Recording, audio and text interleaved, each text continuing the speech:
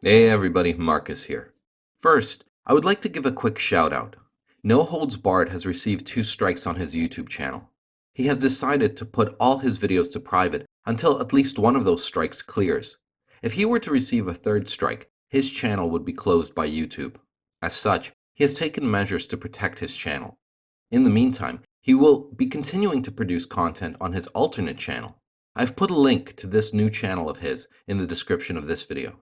Personally, I consider No Holds Barred to be the MGTOW ambassador to Australia. His videos have a level of originality and hilarity that I do not see often in the community. His sense of humor has a great balance of self-deprecating Australian stereotyping combined with assholery, pure as the driven snow.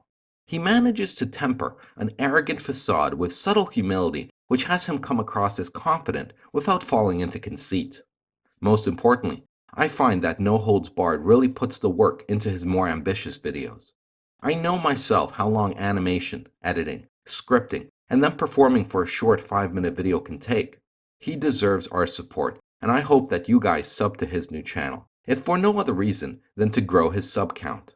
Now, on to the topic of this video. We are all painfully aware of what can befall a man who undergoes divorce. What I want to do in this video is to share a story with you of my friend's legal de-entanglement with his wife. Now, my friend is a Middle Eastern man and an astrophysicist. He emigrated from the Middle East to Ireland when, well, he was 18 years old. It was near to 7 years of residency under first a student visa and then a work permit before he eventually acquired Irish citizenship. He met a Polish girl in Ireland. If you're not aware, Ireland could in part be considered a Polish colony considering the flood of Polish migrants that entered the country once Poland was accepted into the European Union in 2004. Now, my friend got married to this woman after about 2 years of dating. These were, well, my blue pill days, so I was not in a position to counsel him otherwise at the time. Their marriage lasted for around a year before his wife left him. She falsely accused him of domestic violence and filed a restraining order. Why? Well, because of course she would. Now, this is the first lesson of the story. This woman was born and raised in Poland, or in other words, in Eastern Europe. She had been in Dublin, a cosmopolitan city, for less than a year before those two met, and this was enough to turn her into a typical Western woman. Now, here's where the story gets interesting. You see, in Ireland, the law requires that a married couple must be separated for at least 4 years before they can legally file for divorce. My friend did not want to wait that long, as he did not want to build wealth for 4 years, only to see that split. At the time of the separation, he had but only a year previously entered the workforce in his field and had practically nothing to his name. As they had no children and no meaningful assets, a divorce at that point would not be burdensome to him from a financial point of view. He wanted to see if there was any way that he could expedite the divorce proceedings. First, he started researching divorce requirements and laws in other European countries to see if he could just hop on a plane and get it sorted out within the European Union. Each country he looked at, he found some sort of blocker. Each country demanded that at least one of the filing parties was a resident of the country for at least a year before filing. Well, he then proceeded to look outside the European Union. After all, there are small tropical countries known for their quickie divorce laws. What he found was that he could leverage this option, but it would not be recognized within Ireland. It looked like there was no forthcoming solution. However, this would not discourage my friend. Switching from a more typical internet research approach to a more intense approach, he started reading Irish divorce legislation directly. This is where he hit the mother lode. You see, though it is true that a mandatory 4-year separation period exists in Ireland as it pertains to divorce, no such requirement exists in relation to marriage annulments. My friend discovered that there are 3 possible conditions under which a man may annul his marriage in Ireland. The first condition is that he had not consummated the marriage. Now, Ireland is still a highly Catholic country, so such a condition surely exists in law as a consequence of the influence of the Church. Now, we do not know how one would go about proving this condition. I assume that, well, sworn testimony would need to be given on both the part of the husband and the wife in front of a judge to be accepted. However, this is only a guess. The second condition is a little more obvious from a legal stance. You can annul your marriage if it is found that you were still married to another partner when the second marriage took place. This would effectively deem the second marriage invalid and void. Now, this brings up an interesting scenario in terms of advice that MGTOW could give to blue pill or purple pill men.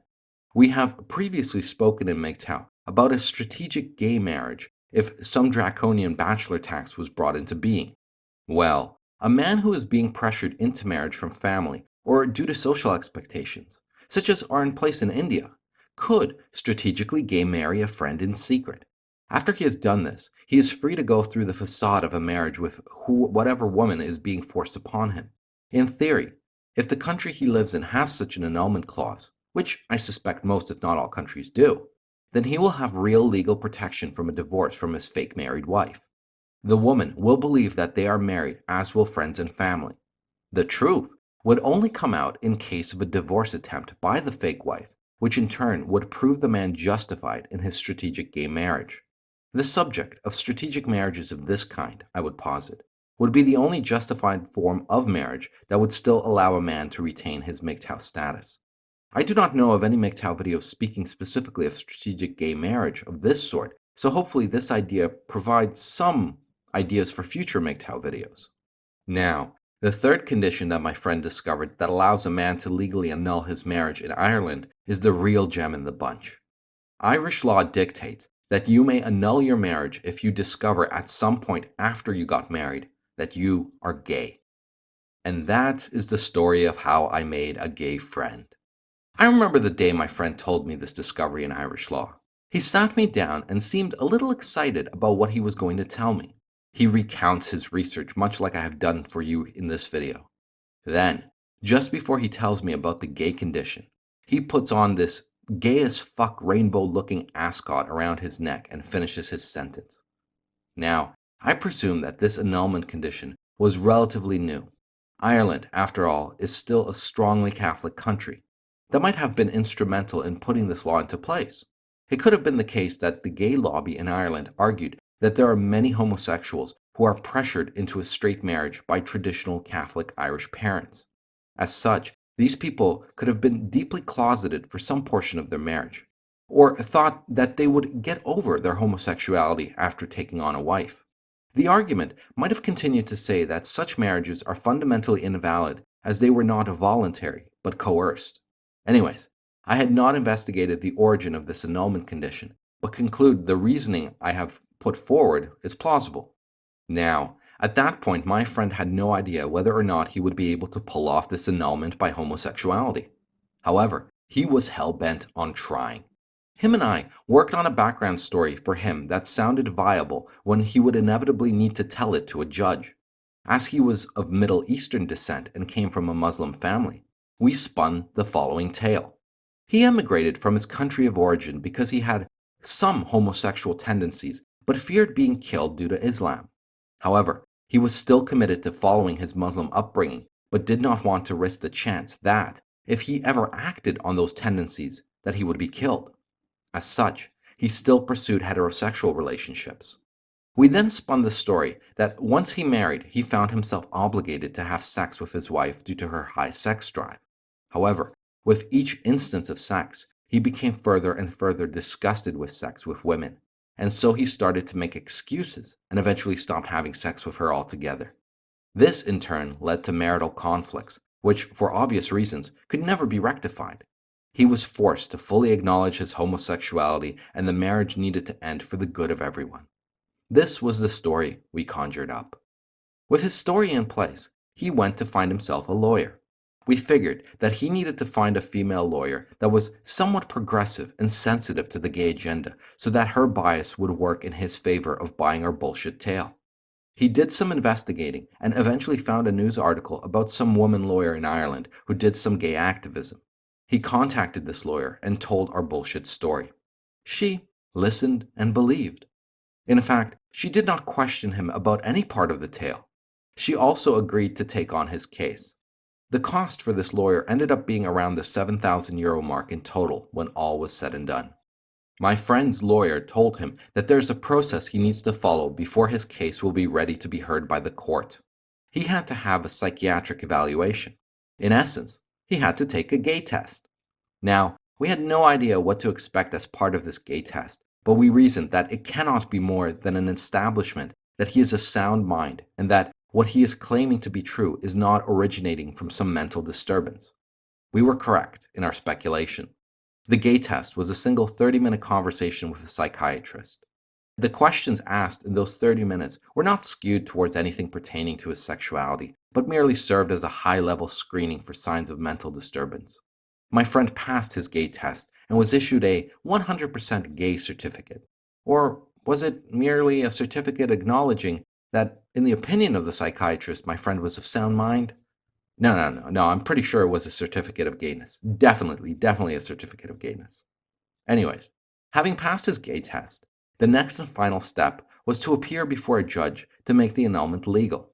Now, we need to keep in mind that the time frame from the moment of the discovery of the annulment condition to the court date was in the realm of 4 months or so. Though my story moves quickly in this video, the actual events took quite a while to play out. In that time period, I had been disseminating this tale to my coworkers. Of course, I never named the person who I was talking about, like I do not name him in this video. Why I bring this up is because over those months, this story became somewhat of a soap opera to my coworkers.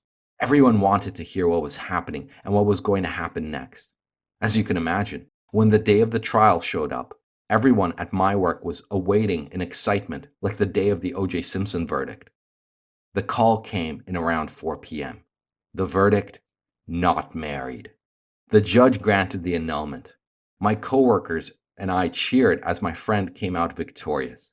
Now, I doubt any of my coworkers actually cared about my friend, but merely wanted to see someone successfully pull off such a feat. Now, the important thing to note is that because this was an annulment and not a divorce, then none of the Irish divorce laws pertain to my friend. Legally, his situation became that of someone who never married. My friend was legally freed from the binds of marriage without any of the consequences of a divorce. Now, even though the judge granted the annulment, it is very interesting what the judge said was the reason he did so.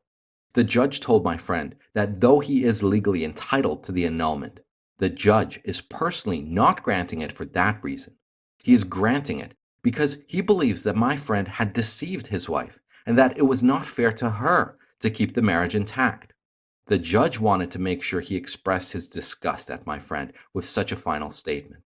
So, as we can see, ultimately, the judge's reasoning was completely gynocentric. Now, I do not believe the judge would have denied the annulment due to the law being as it is, but he wanted to make sure my friend was aware of his personal reasons for granting it, even though he could only grant it for the legal reasons. Now, this is not a completely happy ending. You see, when I saw my friend after his annulment, he told me that his sexual confusion was really a false alarm. And that is the story of how I lost a gay friend. My friend ended up moving out of Ireland a few months later. We still keep in touch and often reminisce on how he gamed the Irish family court. There are a few lessons in this story. With the gay lobby putting all sorts of measures to protect homosexual men into place, there may be loopholes in the laws of the countries you reside in. Though the story I told was played out in Ireland, one should look into this possibility in other places. If you have a friend who is on the verge of divorce, you can tell this tale, and maybe he will find a similar way out through annulment. Like TFM says, the gay lobby has done a lot to help men. My friend's story is just another exemplar to add to the mix. The second lesson pertains to the gay lobby itself. If indeed the MRM is to make any real headway, perhaps the path is through pushing through the sort of laws that could be exploited by straight men.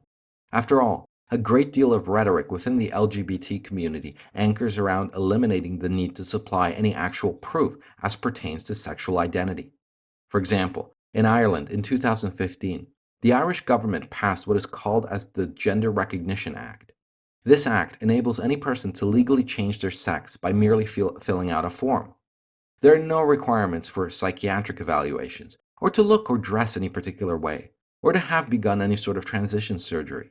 No, all you need to do is literally fill out that form, and they send you a new passport with your new sex on it. When the standard of proof becomes a listen and believe standard, then there ought to be no real constraint on straight men exploiting gay legislation. So, if you, as a straight man, find yourself in some dire legal predicament. Just follow the rainbow, and you might find a flaming leprechaun with a pot of gold. Thanks for listening. Go team.